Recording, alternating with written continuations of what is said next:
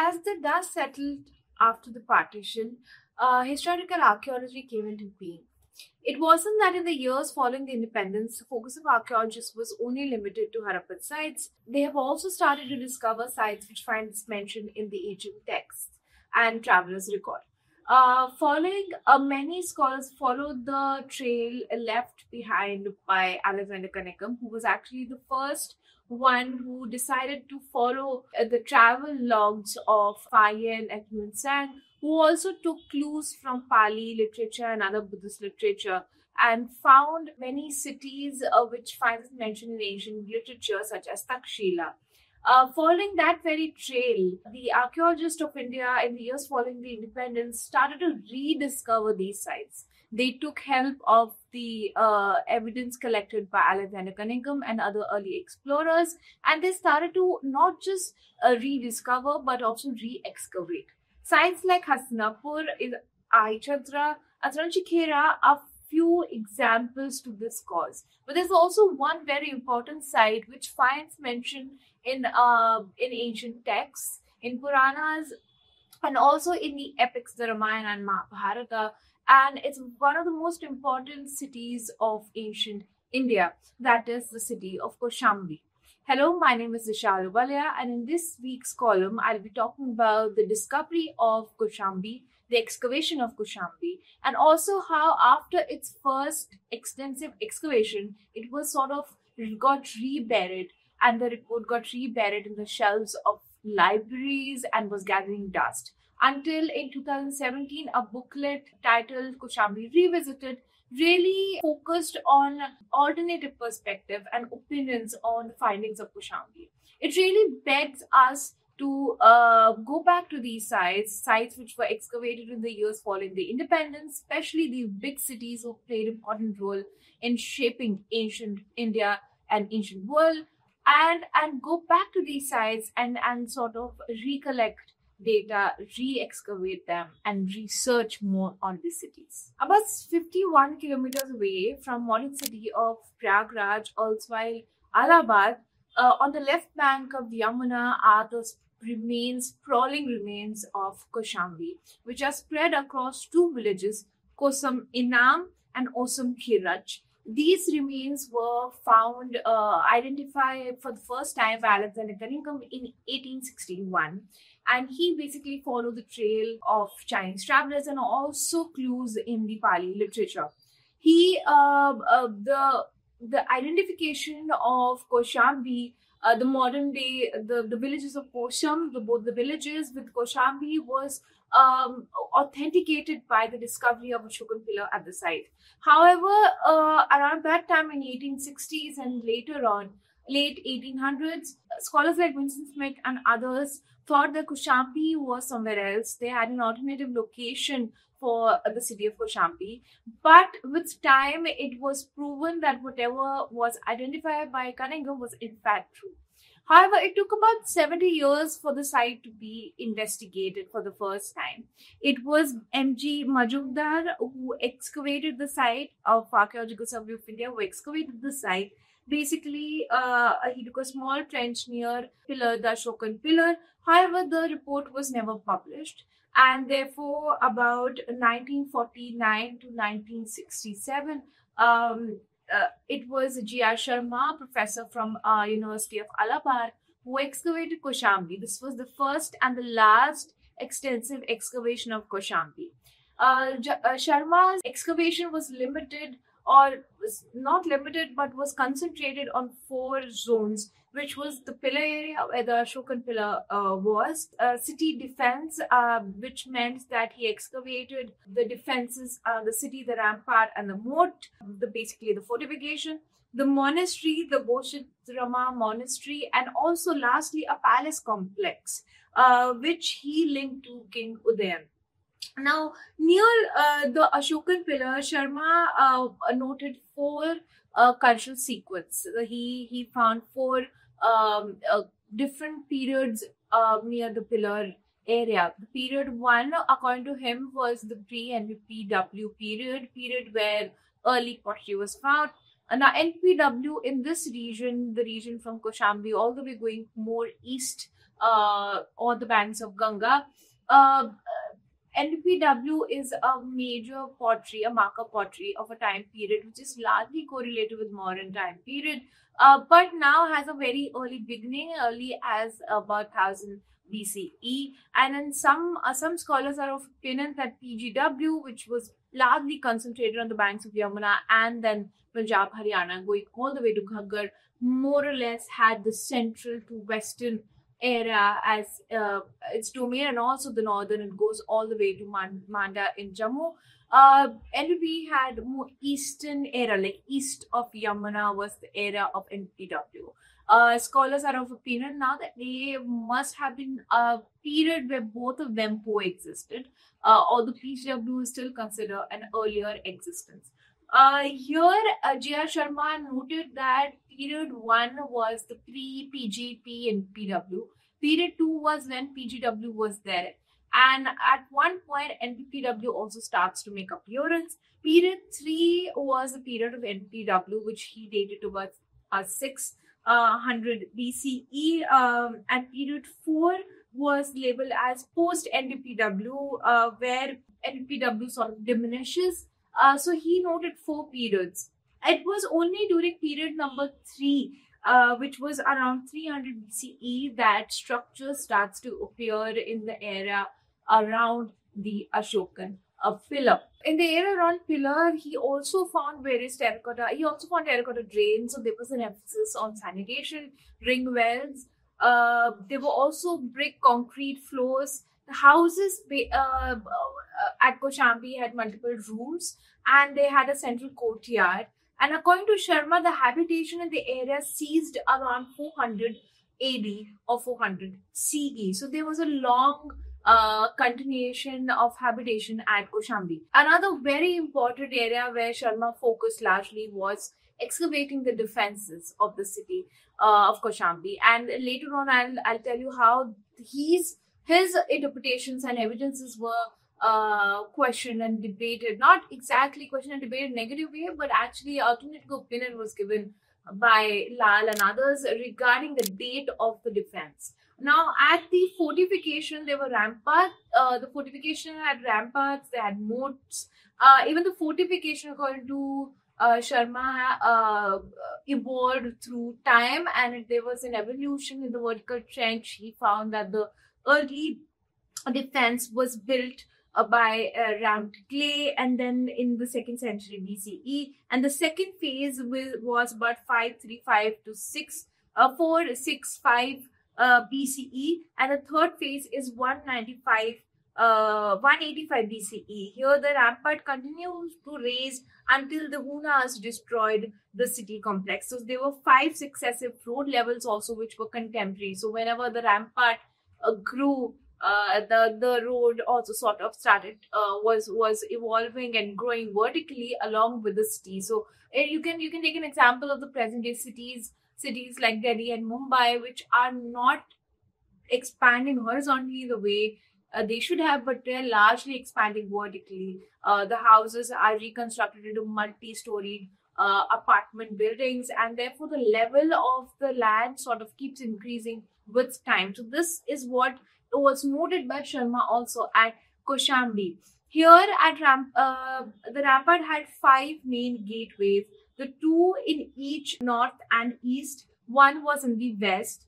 In addition, there were 6 smaller gateways. The western gateway was strategically placed at the apex of the triangle formed by 2 projecting salients. In front of the eastern gate stood the massive mud bunt, which was about 106 meters long and 27 meters wide, possibly acting like an additional protective barrier to the city. The moat was also very interesting. It was a deep moat which was designed specifically for emergencies. Especially, it could be filled with water from nearby reservoirs and act as an additional defense system, which was about 146 meter wide.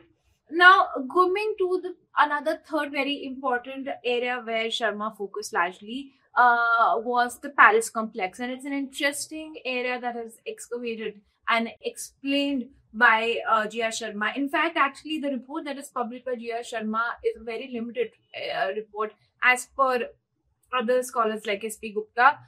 He is published on the defense. So one report is largely on the defense system, and there's another report. There are papers where he's talking about the Kushana palace complex and the Kushana architecture and structures at Koshambi. But more or less, a very limited reports are available or data is available from Koshambi's. Even the extensive excavation, it's not a complete data. But whatever data that we have from Koshambi, the excavated data, it gives us a very vivid picture about the city and how elaborate it must have been. You can imagine it has a very expansive rampart with a very wide, very deep moat. And then the discovery of Paris in particular was a fascination. It stirred conversation in the archaeological circles amongst many scholars. The palace complex was nearly about 315 by 150 meters. It was discovered in the fortified city in the southwest corner. Based on the excavation section, there were multiple phases. The three phases identified by Sharma. The earliest, so he took a vertical trench where he identified as a palace complex. In the vertical trench, at the bottom, he found random rubble masonry. The random rubble masonry, which predates NPW. So here he used the marker pottery as a relative dating tools. So pre-NPW around that time must be around pre 500 BCE or so. And after that, the second was of dress stones, and the third was when the brick walls reveal itself. So this the second one was basically linked to NPW, and the third was the post NPW. So the linking to NPW sort of tells that it was around the period of what is largely in India known as the modern period, and third was the post modern period, which is the Shunga Kushan period. According to Sharma, the palace belonged to King Udayan and he was a contemporary of Buddha. And Buddha has also visited Koshambi according to ancient texts. But the interpretation along with dating became a topic of debate among the scholars, especially scholars like Lingilal, A. Ghosh, and S.P. Gupta. These are eminent scholars of the time and they debated it. Now, within the walled city, there was also monasteries and stupas. The Goshitrama monastery was a square-shaped monastery which was excavated. There were also two small stupas and also shrine to Hariti. Within the monastery, there was also an apsidal structure flanked by two stupas at the entrance. So one can imagine it was a very extensive monastery, which shows that the affiliation or there was a prominent Buddhist population in the city, and also the rulers also patronized monasteries, nuns, and monks within the city walls. The monastery site witnessed, according to Sharma, 16 structural phases. The beginning is about around 5th century BCE, and then additions were made by Ashoka, as evident by the Ashoka pillar at the side. And then by 8th century, the cells and the inner verandas were added, and the boundary wall was also added little later, about 13th century CE. And like much, the monastery was also destroyed by Huna's invasion, according to the scholars. Now, in this excavation report, limited but extensive excavation report, really gives a vivid, dynamic picture of Koshambi as a city which was not just an important center religiously or politically, but also culturally was very important because it linked the Ganga Valley, the Yamuna region to the Deccan and also to the north. So it was strategically placed and it was placed along the trade route. It was well connected with other ancient cities. As evident by many antiquities found, there are hoards of coins found right from inscribed cast coins to Panchma coin and otherwise later period coins, Gupta and Kushana coins. So one can see a multiple cultural phase at the site that suggesting the occupation continued at the site for a long period of time. But for decades, all was forgotten about Koshambi. In fact, even today, the sprawling, extensive remains noted by Cunningham are not even protected. If you look at the protection area which is protected by ASI, the area which is only excavated by Sharma, with the stupas, the Shokatila, and the palace complex are some of the areas which are protected. But largely, if you look even at the Google Earth images, it's been flattened, and most of it has been leveled for cultivation and has now been consumed by the surrounding fields. I'm going to bring out focus and alternative opinion to two major things. One was the fortification of the defenses. The other was the palace complex. So, according to B.B. Lal, the palace complex, which was linked with King Udayan, according to Lal, the palace is not of the time period of Udayan and has nothing to do with King Udayana. He argues that Sharma has interpreted the building phases layers in a single foundation trench. What I mean is that according to B.B. Lal, G.R. Sharma, the three phases that he has noted, the random rubble masonry, the dressed stone, and the brick, were nothing but part of a foundation trench. So these are not the three individual phases, but one foundation trench. According to Lal, he re-examined the section. In fact, he re-scraped those sections. He went back to the site in the years after the site was excavated. He identified that vertical foundation. A trench cutting was also marked, and there, through multiple layer occupation, including one associated with PW, Lal concluded that the basic trouble arose out not having to recognize the foundation trench at the site. He proposed that palace complex was actually built in 16th century CEE and not 6th century BCE.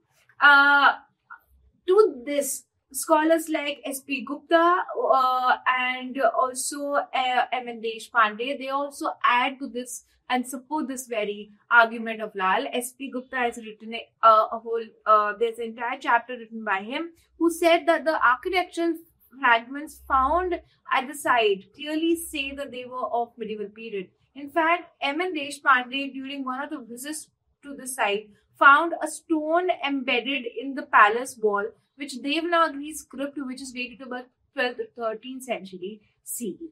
In the second major issue, which was the issue of the city's defense, Sharma has, as I've mentioned earlier, suggested that there was a big clay rampart which were built, and there were different phases, and it sort of started to build around 1025 BCE, and it went on till city was destroyed. But Lal, Kekisena, A. Ghosh, and even R.S. Sharma has questioned this very interpretation of G.R. Sharma.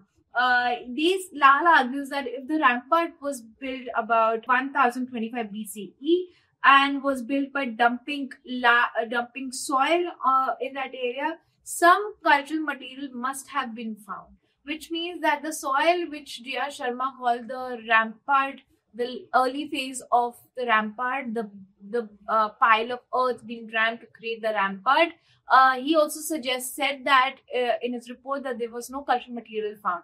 The Lal's and other scholars' argument is that if you're bringing large number of soil to dump it and you're creating it, there has to be some cultural material which will get mixed into it. It will not be a sterile deposit. That's what the argument by Lal here was. Ghosh, he completely rejects and said that suppose connection to the Harappan architecture, which was argued by G.R. Sharma in multiple publications, he found not connection but resemblance to the Harappan defense system.